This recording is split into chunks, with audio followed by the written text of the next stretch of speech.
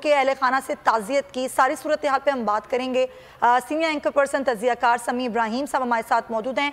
समी इब्राहिम साहब, सदर पाकिस्तान आरिफ अलवी रिहाइशगाह पहुँचे अरशद शरीफ की, उनके अहल खाना से भी उनकी मुलाकात हुई है, क्या बताएंगे आप? जी, यहाँ पर सदर अलवी आए, साथ उनकी अहलिया भी थी। इमरान रियाज जो हमारे सीनियर एंकर हैं बोल न्यूज़ के, वो उस वक्त कमरे में मौजूद थे। ARY की टीम भी मौजूद थी। लेकिन जो बात हुई सदर मुमलिकत से, इमरान अरशद शरीफ की जो वालदा हैं उनकी, इमरान से पूछते हैं। इमरान, आप अंदर मौजूद थे, कुछ हमें बयान कीजिए कि क्या मनाजर थे और क्या गुफ्तगू हुई? सदर पाकिस्तान आए थे आरिफ अलवी साहब, और उनके साथ उनकी अहलिया थी, और कुछ और लोग वहाँ पे फैमिली के मौजूद थे। अरशद शरीफ साहब की वालदा, अरशद शरीफ साहब की अहलिया, उनके बच्चे वहाँ पे थे, बहन वहाँ पे थी, उनकी खाला वहाँ पे थी, और हम लोग 2-3 लोग मौजूद थे वहाँ पे कमरे में। और हमें यहाँ पे रोज़ाना जो चीज़ कल से अब तक हमें जो चीज़ हर मौके पे सरप्राइज़ करती है, वो उनकी वालदा का पहाड़ जैसा हौसला है।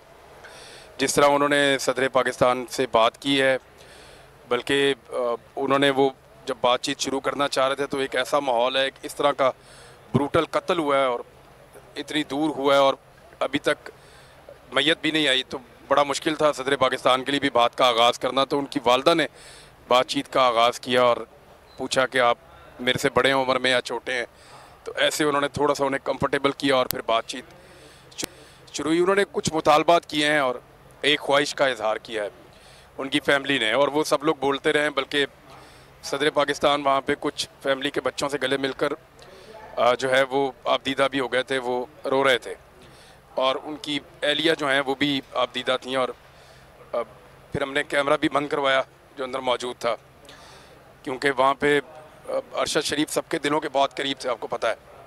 शीरी मज़ारी साहिबा अंदर मौजूद थी, और जो पहली उनकी डिमांड है फैमिली की, वो ये है कि इसके ऊपर एक जुडिशल कमीशन बनाया जाए। उन्होंने कहा सदर पाकिस्तान को कि आप सदर हैं पाकिस्तान के, आप एक कमीशन बनाएं, जुडिशल कमीशन, और उसकी ओपन हेयरिंग करवाएं, सारी दुनिया को पता चले कि मेरा बेटा किन हालात में था और किस तरह की सूरत हाल का सामना था। फिर उन्होंने कहा कि सदर पाकिस्तान साथ साथ जवाब दे रहे थे चीज़ों का और बता रहे थे कि कानूनी तरीके से ये कैसे हो सकता है, और जो हेयरिंग का तरीक़ाकार है वो जुडिशरी कैसे डिसाइड करेगी, वो ये चीज़ें साथ बता रहे थे। एक उन्होंने कहा कि ये किया जाए, दूसरा उन्होंने कहा इन सवालात के जवाब ज़रूर तलाश किए जाएं कि मेरे बेटे को किन के डर की वजह से पाकिस्तान छोड़ना पड़ा। ये जो सवाल है इसका जवाब हमें बताया जाए और इसको प्रोब किया जाए।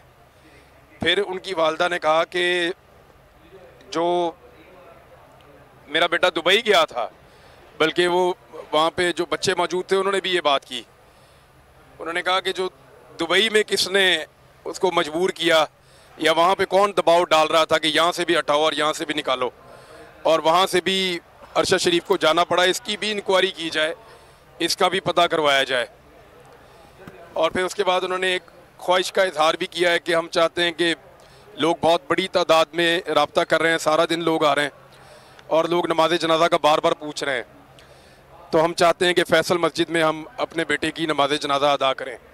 तो उसके लिए सदर पाकिस्तान के स्टाफ को कहा गया है कि आप उनको ये परमिशन लेकर दें और कोई इसमें रुकावट ना आए, अरशद शरीफ साहब की जो नमाज जनाजा है वो फैसल मस्जिद में अदा की जाए। हम ये बातें सुन रहे थे तो अचानक उनकी वालदा ने ऐसी बात की, मुझे काफ़ी, उन्होंने कहा ये बच्चों के ऊपर जो पर्चे कट जाते हैं, जैसे आपके ऊपर भी हैं, अरशद भाई के ऊपर हैं पर्चे, अभी तक मेरे ऊपर हैं, बाकी लोगों के ऊपर, हमारे दोस्तों के ऊपर, सब पे मुकदमे दर्ज हुए हैं। तो उन्होंने कहा ये इसको पता क्यों नहीं करवाते कि ये कौन लोग हैं जो ये पर्चे करवाते हैं, और ये कैसे अननोन आदमी उठकर एक मुकदमा दर्ज कर देता है और फिर कोई पूछने वाला नहीं होता उनसे कि तुम किसके कहने पर तुमने ये मुकदमा किया है और इसके पीछे कौन है असल में। तो वही खौफ फैलाने वाले लोग हैं। तो ये उनके मुतालबात थे और ख्वाहिशात थी। जो अंदर मनाजिर थे वो काफ़ी जज्बाती थे, वो सारे तो बयान नहीं किए जा सकते, लेकिन मैं इतना जानता हूँ कि अगर मैंने अरशद शरीफ को एक पहाड़ देखा है ना, तो उनकी वालदा के सामने वो कुछ भी नहीं है। उनकी वालदा हम सबसे बहुत बड़ी है, जैसे अरशद हम सबसे बड़ा है, इस तरह उनकी वालदा अरशद से बहुत बड़ी है। और जिस तरह वो हौसले से बात करती हैं जो मिलने के लिए लोग आते हैं यहाँ पे, चाहे किसी भी पार्टी से उनका ताल्लुक हो, हुकूमत से हो, अपोजिशन से हो, कहीं से भी हो, वो सारे वापसी पे उनकी वालदा का एक बहुत बड़ा किरदार अपने दिमाग में रख के लेके जाते थे। अब सबको समझ आ रही है वो ताकत कहाँ से लेता था।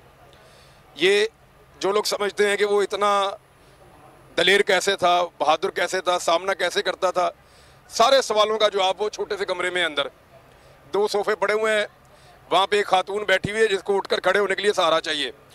वो है जवाब अरशद शरीफ की बहादुरी का। जो उसको मिलता उसको अरशद के मुतालिक सारे सवालों का जवाब मिल जाता है। थैंक यू भाई। अच्छा, एक सिर्फ सवाल और, ये बताइए कि ये डिमांड्स तो की उन्होंने सदर साहब से, ख़ास तौर पर ये पर्चों वाली डिमांड और दूसरी, तो क्या आपको नज़र आया सदर साहब ये अपने तई उन्होंने हामी भरी है और ये एग्जीक्यूटिव का काम है, लेकिन अपने तई उन्होंने जो सदर पाकिस्तान है उन्होंने इसकी हमायत की है, इस मुतालबे की, और वो भी ऐसा ही सोच रहे हैं कि ये इंक्वायरी होनी चाहिए। बहुत शुक्रिया इमरान। मैं यहाँ पर ये ट्रांसमिशन जो है छोटा सा जो बीपर है इसे मैं ख़त्म करता हूँ, लेकिन एक बात जो हमें अब समझ में आ रही है वो ये कि नमाज जनाजा जो है सदर पाकिस्तान से अगर रिक्वेस्ट की गई है तो इस्लामाबाद में उनके स्टाफ को भी ये बात उन्होंने हदायत कर दी है। तो ये इम्कान है कि जो जुमेरात को बादज़ नमाज ज़ोहर जो अरशद शरीफ साहब की नमाज जनाजा है वो होगी फैसल मस्जिद में। उनकी तदफीन जो है वो तो H8 कब्रिस्तान में होएगी शायद, लेकिन H11 कब्रिस्तान, सॉरी माय अपॉलॉजी, H11 कब्रिस्तान में आज रात कतर एयरवेज़ की फ़्लाइट से उनकी मैयत पहुंचेगी इस्लामाबाद एयरपोर्ट। तकरीबन 1 बजे का टाइम है और उसके बाद वो फिर मैयत चली जाएगी। बज़ाहिर अभी जो हमारे पास प्रोग्राम है वो किसी हॉस्पिटल में जाएगी, किसी सर्द खाने में रखी जाएगी। उनके बच्चे का इंतज़ार है, कनाडा से उसने पहुंचना है, तो कल रात तक वो भी आ जाएंगे। तो जुमेरात को बादज़ नमाज ज़ोहर नमाज जनाजा मोस्ट लाइकली फैसल मस्जिद। और अपील तमाम पाकिस्तानियों से कि अरशद शरीफ का जो जनाजा है, जैसे उनकी माँ ने कहा, उनके शान शायान होना चाहिए, शहीद के शान शायान, और ये पाकिस्तानी कौम की एक आवाज़ भी, जो जब उधर आवाज़ बुलंद हो तो जहाँ तक वो पाकिस्तान की जो हदूद हैं वहाँ तक वो आवाज़ जाए। जो नहीं सुनना चाहते उनके कानों में भी वो आवाज़ जाए कि ये जंग हकीकी आज़ादियों की जारी है। तुम कितने लोगों को चुप कराओगे, कितने अरशद शरीफ मारोगे, ये तो पूरी कौम जो है वो अरशद शरीफ बन जाएगी। Back to you Karachi. Thank you so much Sami Ibrahim साहब, थैंक यू सो मच। और अरशद शरीफ की रिहाइशगाह सदर पाकिस्तान आरिफ अलवी पहुँचे और मुलाकात हुई। कई मुतालबात उनकी वालिदा की जानिब से, उनके अहल खाना की जानिब से रखे गए।